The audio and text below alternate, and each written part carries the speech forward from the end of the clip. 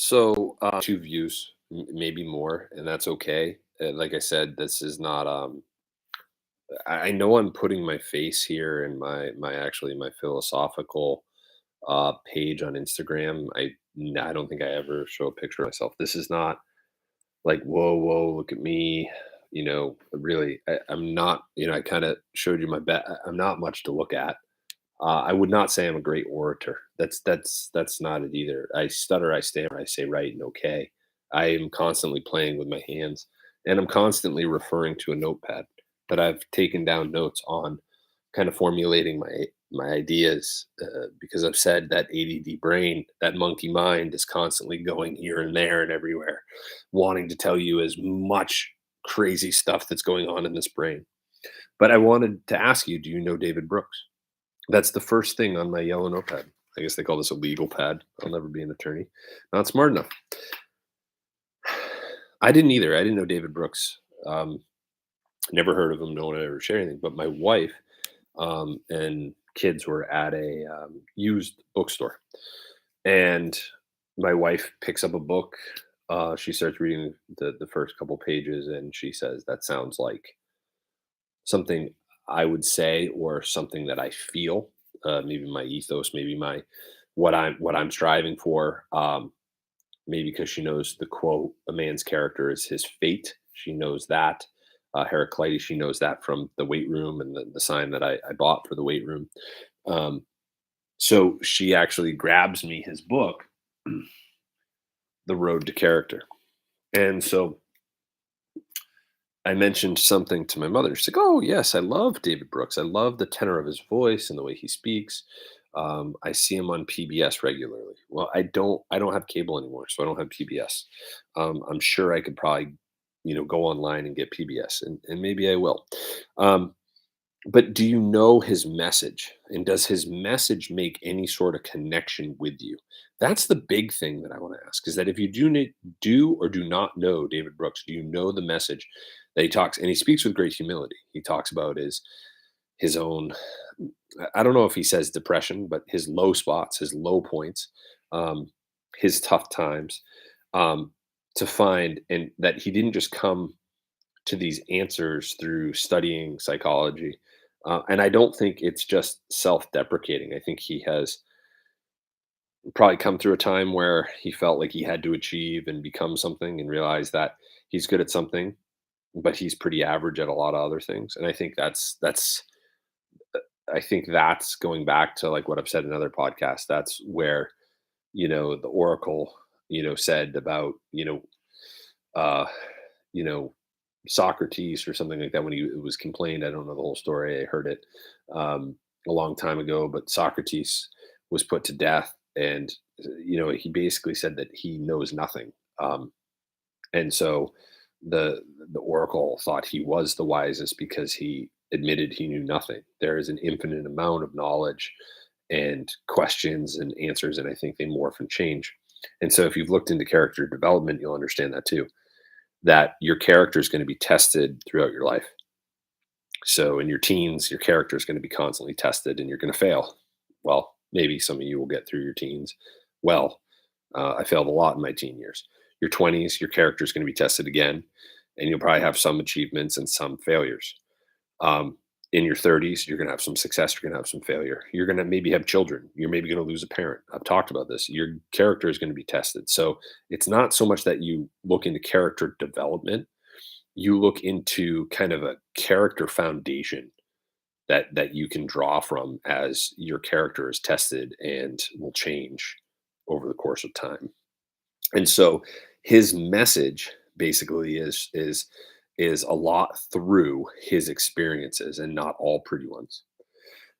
And I have to say that one of his ideas and the way that he talks, I felt this way, and I said it a long time ago in a class, and it's this is why it's not for kids, because I will do this sometimes. I have always felt that assholes are assholes. That assholes are pervasive in every walk of life, every race, creed, gender. As a male, I've definitely come across asshole women. I've definitely come across asshole men. Um, I have come across asshole white people. I've come across asshole um, people from South America or from Africa or from uh, the great wide sprawling continent of Asia and in Europe. And I've also come across beautiful people. I've come across beautiful women, and I don't mean the way they look, but the way that they act and the way they treat each other, the way that they treat other humans. I've met beautiful men, and I know men that I actually their spirit is what I love. I will tell them that I love them because they are such a dear friend to me that there has to be love in the non-sexual way. There has to be love towards one another. I've met people from Europe that I absolutely love, from the great continent of Asia that I absolutely love, people from South America that I absolutely love. And so assholes are pervasive in every walk of life, but so are the beautiful people and the wonderful people. And the whole thing that when I say that and I agree with is that David Brooks does say that. He says something about your soul. He says that it's massless, weightless, colorless, like it can't really be defined. And so like that's energy. When we look at the scientific energy, has no mass, right? Has no weight. It's really only its effects on matter. So our soul basically is what affects our matter, right? But he says it's infinite dignity and value. Okay. And he says that rich and successful people do not have more or less of this than unsuccessful people. And I always wonder too, like coming from him, he's successful and he's wealthy. I sometimes think, am I going on these rants and saying like, just because you went to an Ivy League school or just because you have a PhD, don't think you're better than me? Is it because I didn't go to an Ivy League? Is it because I didn't get a PhD? Is there a bitterness and a jealousy and an envy in me that says that?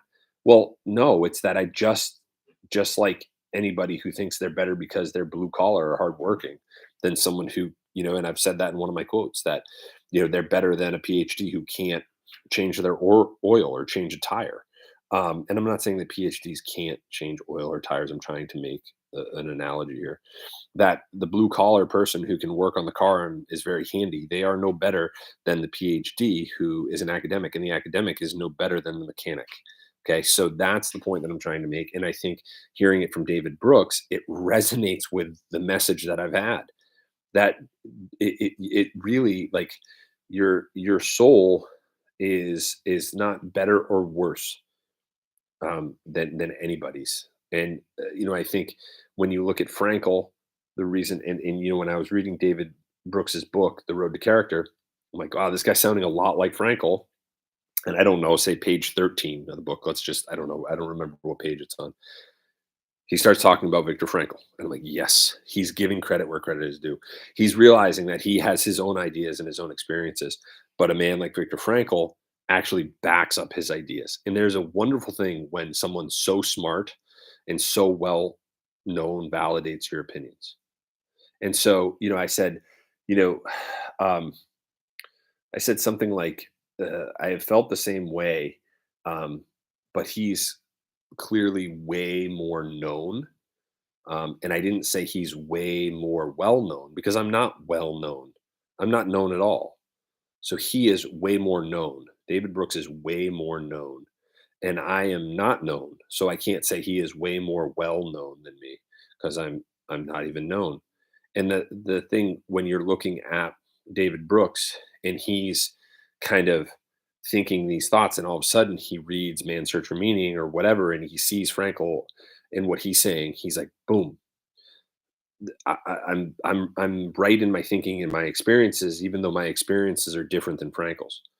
And I think that's my ideas are my ideas, and they're not better or worse than David Brooks's. They're from my experiences, what I've seen, and be very careful of what social media will do to you. It'll squash your creativity. You will look as if you can't be like that. You can't do that. And all these women that are ripped and cut, and all the dudes that are jacked, and all that sort of stuff. They're almost all on stuff whether it's steroids, whether it's growth hormone, whether it's peptides, whatever it may be, almost all of them are on something too. And it's not judgment. I might go on peptides. So, yeah, BPC 157 and TB 500. I've looked into it. So when I do, I'll have my no longer natty video so I can jump in front. But what I'm saying is that the, you know, uh, what is it? The biggest thief of joy is comparison or something like that. Um, that I don't have that right, so you can comment. But it's like, yeah, the biggest thief of joy is comparing or something. Or I just thought of that off the top of my head, but again, that's probably not right. Um, but it's true is that if we're constantly like keeping up with the Joneses and looking at our neighbor at what they have or what they don't have or this or that, we're really losing it. But when you're looking at ideas and you're looking at staying creative, you're looking at, it's okay to have the same idea. Your idea is, it can kind of be conjured from that infinite dignity, right? And um, value that you have and the virtues that you've started to formulate and reach. And it doesn't mean that you're stealing from someone else, but then all of a sudden you feel like someone who is super smart and super successful, and you agree with their ideas. You're like, yes, I actually like was right in my thinking. And you can do the opposite too. You can read someone who kind of maybe speaks to you in a way, in a sobering way, and changes your opinion from a negative one to a positive one. Oh, I never looked at it that way. Huh, I am being kind of a jerk. I really should be nicer and kinder and open myself up more to others and try to find those people that are willing to understand my openness and understand who I am. And so, the last thing I want to say too is that there's one point in Admiral McCraven's UT Austin commencement speech, which I think all the little flippers, don't judge a person by the size of their flippers, but the size of their heart. There's a ton of really great stuff. His book actually goes a little bit more into detail. I recommend that you get that. Um, but in his UT Austin speech, he talks about like 10 touch 10 and those 10 touch those 10. And when I mean touch, he means reach. He means share something with, um, benefit their life, be part of their, growth or whatever. So, like I say, if I get 2 views of this, um, if I get like I had a lady come over today and do a cold soak for the first time. I put it on my Instagram and said, DM or call if you have any questions. She DM'd, we spoke, and she came here this morning and did her first cold soak. She stepped out of her comfort zone. It was very uncomfortable for her, but she started to learn more. Now, she shared that on her Facebook and she got 30 comments like right away. So now one person has just reached other people, and she shared some of the information that I shared with her. Now, this is not like a woohoo for me. What I'm saying is that I have a guy who went and did a cold soak on Saturday with a buddy of his.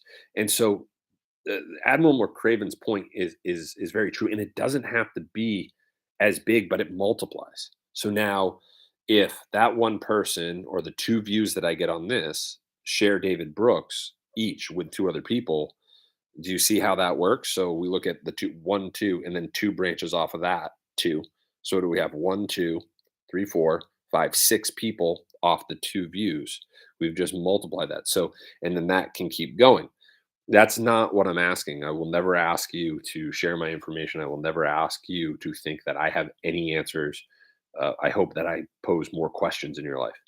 But that point of Admiral McCraven, if you share something with someone, they share it with 1 or 2 people. Those 2 people start to share it with 5 or 6 people. If it's positive and good, it's just completely spread. And we just don't do that enough, right? We don't do that enough in a positive way. Everything has to have some monetary value. I will say if I get a sauna and do that, yeah, it's going to cost money. You're going to have to pay to come to the sauna because it's going to cost a lot of money for me to buy. It's going to cost a lot of money for me to maintain. Um, and doing the wood and doing all that, and so there are sometimes when the cost has to be that way. But what I'm saying is too is that do not allow the information to not be shared and to not share positive information. Okay, David Brooks is a great person to look into, but sometimes too, we just want it to be all us. We want it to be all our ideas. But as he talks about finding weavers, why don't we weave a lot of this information together? Why don't we weave a lot of the positive information for each other together?